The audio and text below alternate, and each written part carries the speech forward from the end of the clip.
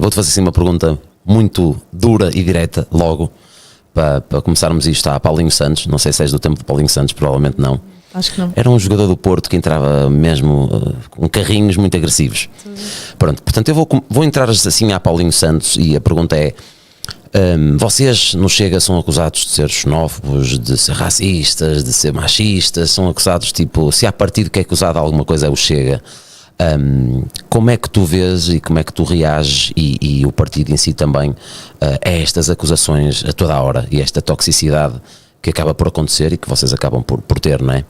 Olha, antes de mais, deixa-me agradecer pela oportunidade de estar aqui à conversa contigo. Não sei se tens essa noção, mas eu acho que em certa medida tu tornaste uma figura de referência no que toca à liberdade de expressão e, acima de tudo, no que toca a esta cultura de cancelamento que vamos vivendo hoje em dia, em que há um clima do politicamente correto, daquilo que pode ser dito ou não, e tu tiveste a ousadia de meio a brincar, meio a sério rasgar com este status quo, e isso é sempre super interessante, e em certa medida identifico-me com isso e com esta pergunta que colocas, de que de facto, apesar dessas acusações permanentes, que de facto tentam despersonalizar-nos no fim do dia, quando nos chamam de racistas, machistas, xenófobos, é uma forma do cidadão comum olhar para nós e deixar de olhar para nós como seres humanos, passar a olhar para nós como bestas. Isto é uma estratégia de comunicação, uma estratégia política que cientistas sociais pensaram e que as pessoas comuns nem se apercebem que estão a ser utilizadas como uma manobra de distração. Mas eu atualmente olho para isto e vejo que isto para mim é a maior fonte de liberdade que tenho, porque não há nada que eu possa dizer agora que vá chocar as pessoas, porque as pessoas à partida já esperam o pior. E, portanto, sempre que eu me dirijo a alguém é do grau abaixo de 0 para cima, a construir, ao contrário de todos aqueles de fatinho e gravata que estão dentro do politicamente correto e que estão constantemente a defraudar as expectativas, não só pelas ideias que defendem, já é o meu combate político a falar, mas também porque estão sempre aprisionados dentro daquilo que pode ser dito, daquilo que não pode ser dito, daquilo que parece bem, daquilo que parece menos bem, e perdem um pouco o amor à verdade. E aquilo que nós tentamos fazer é: doa a quem doer, os factos não querem saber dos teus sentimentos, portanto diga aquilo, independentemente de tu achares que não é correto, que é racista, que é xenófobo, porque de facto estas ideias que trazemos, não o trazemos para categorizar alguém em concreto em relação à sua cor, à sua etnia,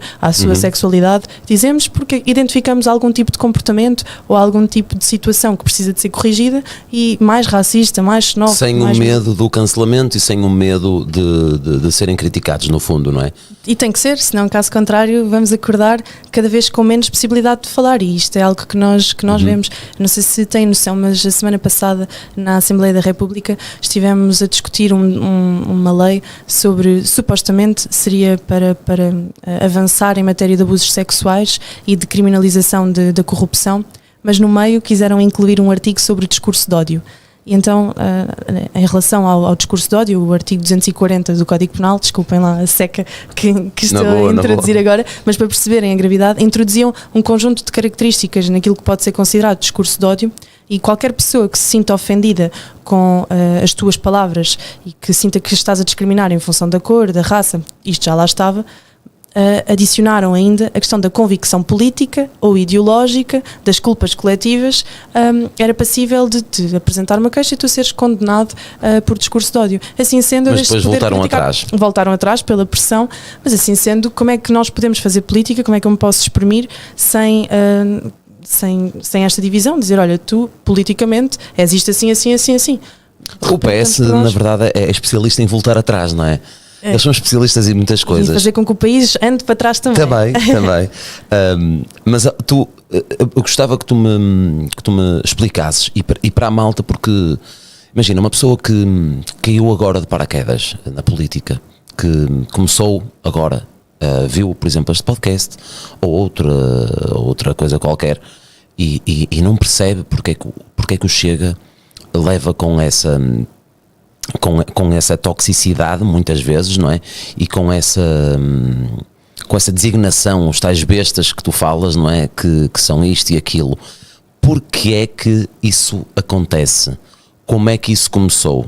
Então, Para começar, diria a essas pessoas para, se quiserem de facto obter informação sobre o partido, sobre estas ideias que vamos defendendo, para esquecerem de todas as fontes convencionais, não estou a dizer que não as podem consultar, mas que procurem ir à fonte original, tentar ver o que é que nós dissemos verdadeiramente e depois comparar criticamente com aquilo que é veiculado e às vezes tirado do contexto.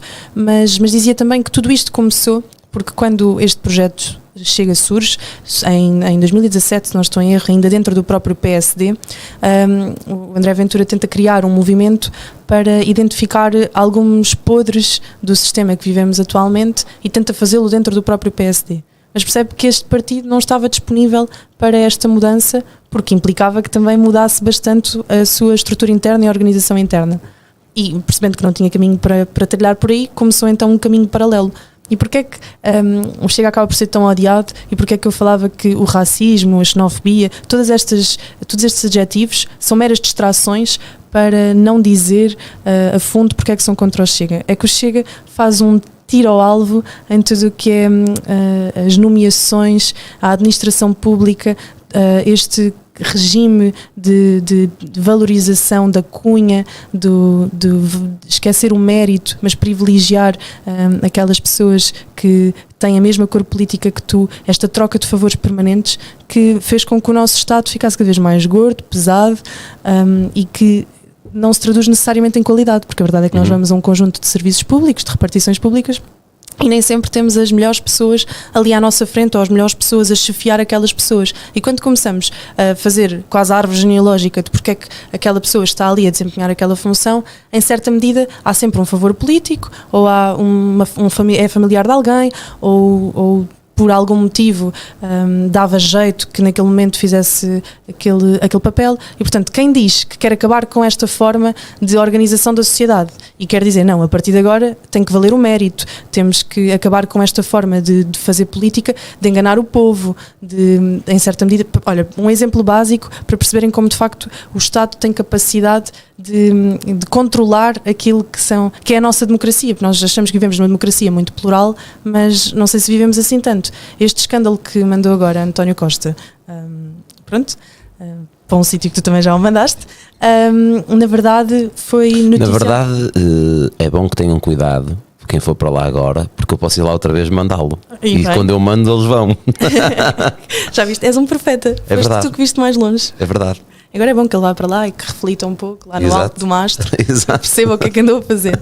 Mas na verdade este escândalo começou em 2019 e isto exemplifica um pouco aquilo que eu estava aqui a dizer. Em 2019 há uma jornalista, Sandra Felgueiras, que descobre estas questões e que noticia, e que quer noticiar, aliás, na RTP, que é o órgão estatal financiado pelos contribuintes, cada um de nós contribui para a RTP. E cortaram-lhes as patas. Cortaram-nos as patas. Ela estava preparada para lançar o programa para o ar no dia 13 de setembro, havia eleições no dia 4 de outubro, se não estou em erro, as eleições eram em outubro, e de alguma forma alguém mexeu os cordelinhos e fez com que esta reportagem não fosse para o ar e só foi para o ar depois das eleições.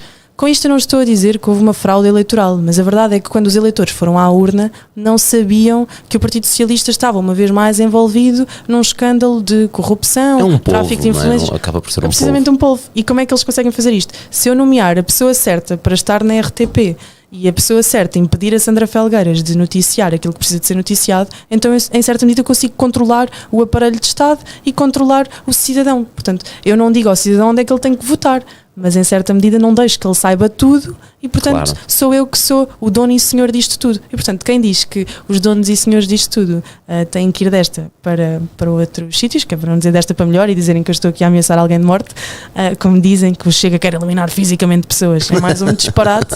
Esta limpeza que nós temos, há outdoors nossos espalhados em que dizemos é preciso limpar o sistema com cruzes em cima das pessoas, é dizer que estas pessoas que são tão prepotentes e que acham que têm quase um direito hereditário de ali estar e que tornam a nossa democracia, na verdade, uma autocracia, que estas pessoas não podem ter lugar e que é por isto que o país não anda para a frente, porque quem lá chega governa-se a si mesmo e não governa a pensar no país. Sim. Olha, antes de mais, eu adorava ter a Sandra Felgueiras aqui. Sandra, se vires isto, estás convidada. Porque acho que ela está a fazer um trabalho fenomenal e é muito importante alguém ter esses cojones para o fazer, não é? E realmente é muito triste e é muito fácil perceber que quando lhe cortaram as patas em 2019, é muito fácil perceber, é juntar um mais um. E dar um props também no fundo à TVI que aceitou que ela fizesse agora o programa dela lá, não é? Porque não é qualquer canal que iria aceitar ter um programa desses, não é? Que acaba por ser um programa bastante falado, é um programa que se vai falar de coisas que incomodam muita gente. Sim, eu acredito que há muita pressão para que estas notícias E não deve venham haver ao público. muita pressão ali para que aquele programa seja eliminado. E felizmente está a acontecer. E um beijinho para ela e parabéns por tudo o que tem feito, que é fantástico.